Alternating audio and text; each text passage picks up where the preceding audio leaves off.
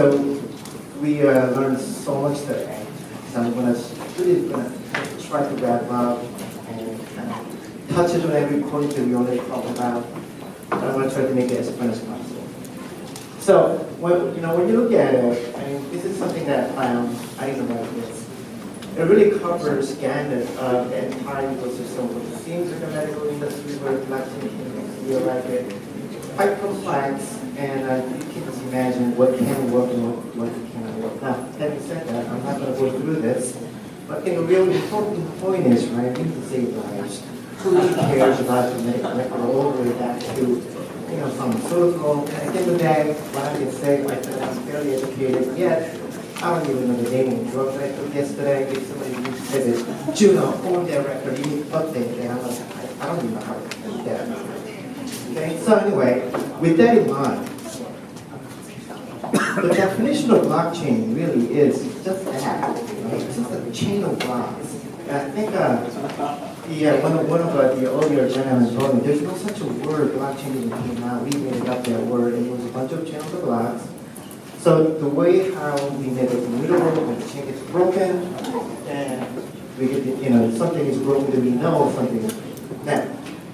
That only gives you immutability. That does not give you anything else. But we did hear quite a bit today. Blockchain does give you something else, such as decentralized exchange, right? So I know some of you probably already seen this one before. But, when you look at the using today, there's a far dashboard, that's decentralized. We want to be here, right? But if we get that part, that's a bit of that, right? Because it's not really peer-to-peer. The thinking of the blockchain is more about everyone to be centralized. We just want to be connected. I mean, that's not exactly where we want to go. And then there's a smart contract piece that we talked about. And then there's a tokens. Could be a currency, could be securities, which means asset security, or could be a pure utility. So when you think about blockchain implementation, technically, you don't need to have all four. I mean, if I were to break it down, that's really how I would break it down. Immutability, decentralization, smart contract, and tokens. And depending on your use case, you may just need immutability, or you may just need decentralization. Does anyone know Professor Frank? I think he's a Harvard professor. So he did this awesome, I think it was a video of what job causes you to hire a milkshake. Now, so this milkshake company hired the professor's company, trying to sell more milkshake. They went through like a wazoo of analysis. Capsule milkshake, what was in there, the flavor. They spent millions of dollars and they made up another milkshake. Guess what? No sales value, nothing. They hired him, tried to figure it out. So what they learned is that the buyer of the milkshake actually buys the milkshake only between 8 a.m. to 9 a.m., like tested for 1 hour. And then found out most of the buyer wasn't even a kid. It was elderly people who actually does a lot of commuting. So the truth is, 80% of the buyer of the milkshake, they just needed something to hold on to when they drive to work for about an hour. And that's really what it was. There was nothing to do with the taste of the milkshake, the cost. All they needed is something that they can eat without spilling anything. So one of the cases that this professor asked, and one of the buyer, why not banana? Why milkshake? And one of the buyers said, because a banana you eat and it's pretty healthy, and I get hungry when I get to work. Because when I get to work, I want to kind of feel like a little heavy a bit, right? So then why not something else? Why not donuts? I get this more sugary thing on the fingers, so milkshake is the best. The point is, if you want to apply for blockchain, why are you hiring blockchain? That cost got to be so sharp, otherwise you're going to be running into a lot of speed bumps. The second step that, in my opinion, what's really important is capability mapping. So I'm not a medical expert in the field, so I picked the medical record management because we hear that a lot. So if I want to make a medical record management to be seamless, it could be a bulletproof record keeping, immutability.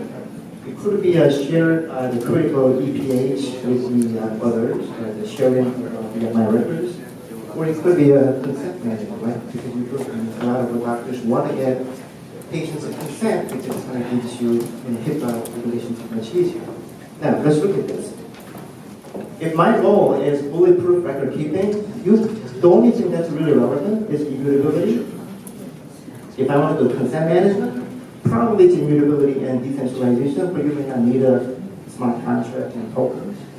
Again, so this gives you some thought about when you're really holding on to a particular use case that you want to drill in. So for example, if you guys want to try that hackers black test, think about how narrow use case it can be, and that will lead you to success. And lastly, or actually it's not last one, that's step number 3, probability of success. So if you make your production test case to be bigger and bigger, the probability of the failure gets multiplied. So let's say one of your use cases you're trying to figure it out is 50%, and the other case you're trying to run is another 50%, and overall the success of your test case is not 50% or 100%, it's actually 25%, right? You multiply that. Which means you're drastically dropping your probability of success of your work if you keep on adding more pieces into, which seems to be a bit immature technology so far. And lastly, this is going to be painful, it's going to be ugly. Blockchain is really transformative. It's not, I know we talked about the evolution. This evolution, if you're only looking at the one small piece and you want to make it efficient, but you want to make, as Steve Jobs said, kicking the butt and make some dent out of the earth, you've got to make the transform, and that is going to be ugly and painful. And I'm so glad the fact that you guys were talking about it, because you actually are in the transformation, not just an incremental evolutionary making enhancement, because almost everybody can do that.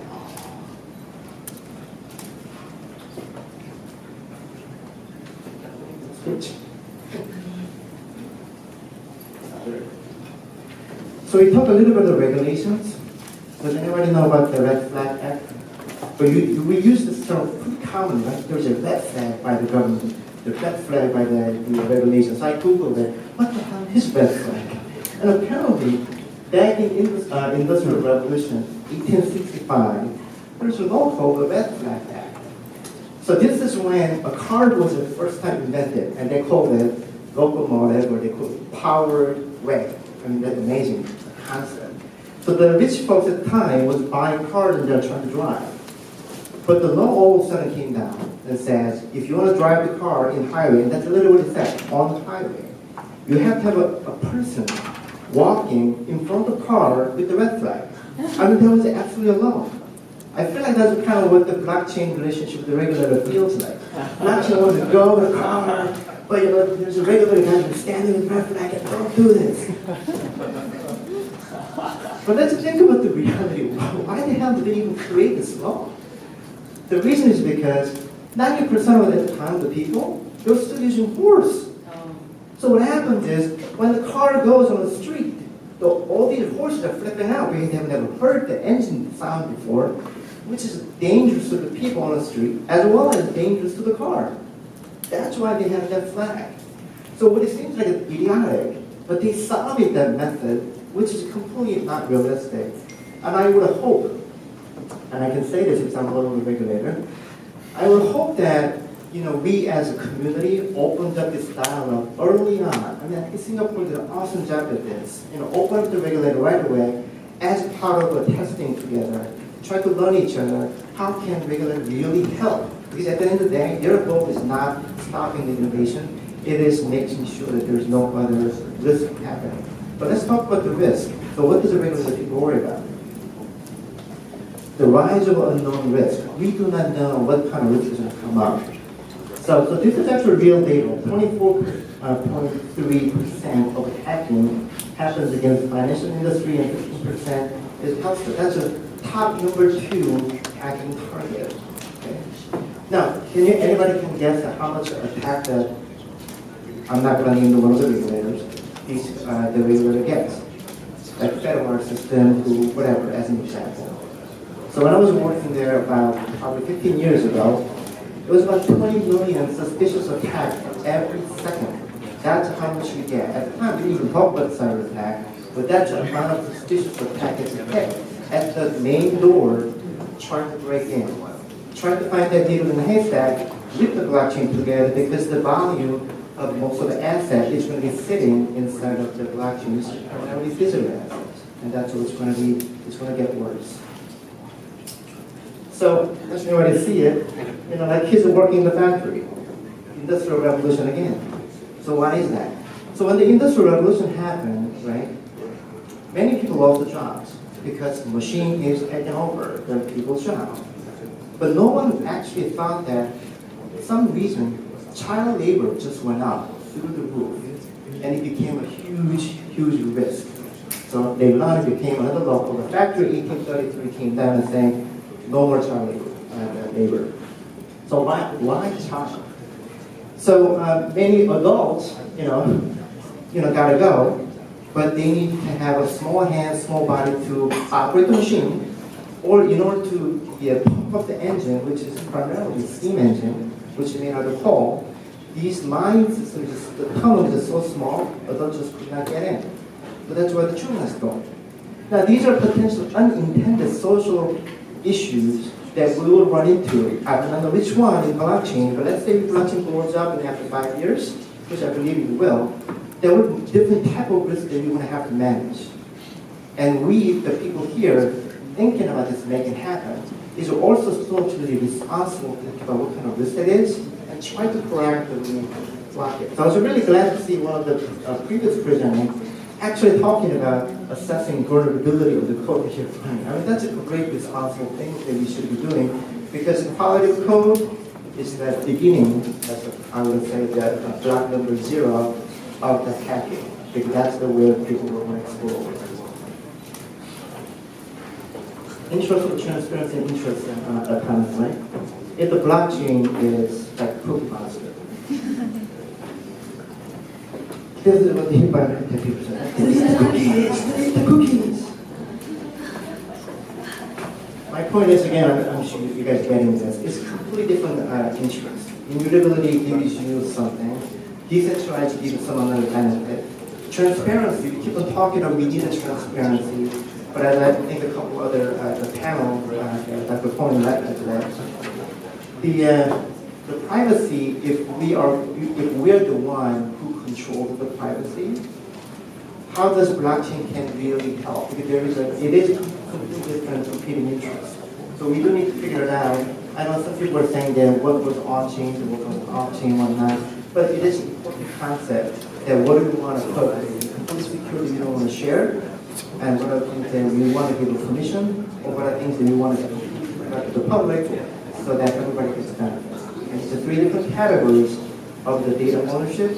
And I think there's a new job, well, it's been there for a while in the financial industry, chief data officer. My opinion, I think it's going to be very needed. Without the data management and data architect, none of our technology is going to be able to solve the problem. It is something that we have to collaborate with the data managers. Behind your computer, if I may quote Dr. Houston, it's always about people. If this is the code that we wrote while I'm being alive, I will eat, sleep, code, and repeat, and eat, sleep, code, and I'm dead. If that's the code, the problem is, as we have seen the volume of data and volume of the analytic development goes up, what's inside of the eat, sleep, and code actually changes. So no longer data changes, it is code at the dots. So you're all seeing Terminator, right? Talking about the Skynet. If I were to just make another spawn function out of this one of the code, guess what I'm doing? I'm going to recreate these functions all over the place. And inside of eat, it may actually say, if I eat sushi, I don't work tomorrow. That kind of code can evolve as we develop. So what the point I'm getting at is, as we are trying to handle the volume of data and complexity of data, as well as the complexity of the code, it would be much more difficult to know what's inside the black box. And in fact, that company made a very good point. The expense of credibility and traceability, that's going to disappear if we don't do anything about it. So as we think about the adoption of AI along with blockchain, let's constantly thinking about its sense of credibility and the traceability between the data and the code and the logic that people actually control. If you actually have a time, look at the White House paper in 2016. They talked about if you are in new technology development, according to AI, what are the things you've got to do? And it does talk about the responsibility of governance and policy perspective, as well as the traceability of the information that you're trying to handle. To close out, so this particular part to me says, when we say do the risk management, and then really kind of pointing out, yeah, my management, don't have a risk. Now, as most of the commodity work becomes automatic, whether it's AI or blockchain, things will get automatic, which means at the end of the day, the level of the management work that we do is going to be the people, which means the people is going to be the most riskiest thing. So the system is secure as long as other people collectively control more computing power and cooperating with the bad actors from the threats. So anybody who want to be who actually even try to become a miner of the Bitcoins. So I tried with myself. I spent $15,000 on my equipment, and throughout the entire 1 year of my mining activity, guess how many times I actually get the opportunity to mine a coin? One. After $15,000 spending, once. You know what that means? There are more people, could be a group of people, is owning the computing power. They're like a gigantic whale. I want to own all these machines, and they are. So if we actually have more than 50% of a computing node to be controlled by X government or by bad actor groups, then this whole thing could completely collapse. So honest node. That's the way how I like to end our video. Thank you.